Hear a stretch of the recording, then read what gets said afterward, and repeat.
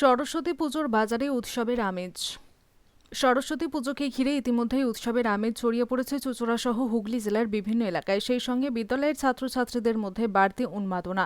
তাই এখন থেকে বাজারে বাজারে দেখা গেল ভিড়। সরস্বতী প্রতিমা কেনা থেকে শুরু করে পুজোর যাবতীয় সামগ্রী সংগ্রহে ব্যস্ত মানুষজন। স্থানীয় চুঁচুড়ার রবীন্দ্রনগর বাজারের সকাল থেকে চোখে পড়ল সরস্বতী প্রতিমা কিনতে আগ্রহী ক্রেতাদের ভিড়।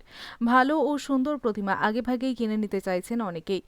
ধরমপুরের এক বাসিন্দা জানান, আমার মেয়ের হাতে খড়ি হবে এই সরস্বতী পুজোয়, তাই আগেভাগেই ঠাকুর কিনে নিলাম।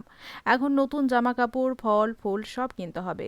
অন্যদিকে চুঁচুড়া ঘড়ির মোড়ে বাজারে ঘুরে দেখা গেল পুজোর বিশেষ আকর্ষণ হলদে শাড়ি ও হলদে পাঞ্জাবি সাজিয়ে বসেছেন দোকানদাররা।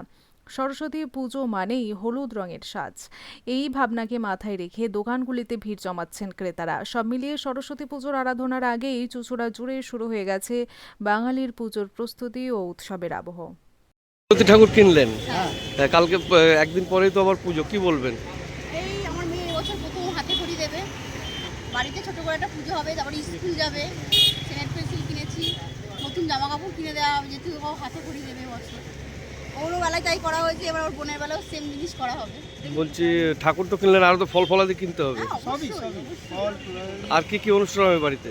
বাড়িতে তো ভোগের একটা ব্যবস্থা তো হবেই, আর? খিচুড়ি মাছ জিনিস, আচ্ছা। খিচুড়ি, বেগুন ভাজা, আলুর দম, বাঁধাকপির তরকারি, এটা তো একটা হবে, চাটনি আছে, পাঁপড় আছে, পায়েস আছে, না হলে তো চলবেই না। কি নাম? আমার নাম সোনাশ্রী তালুকদার।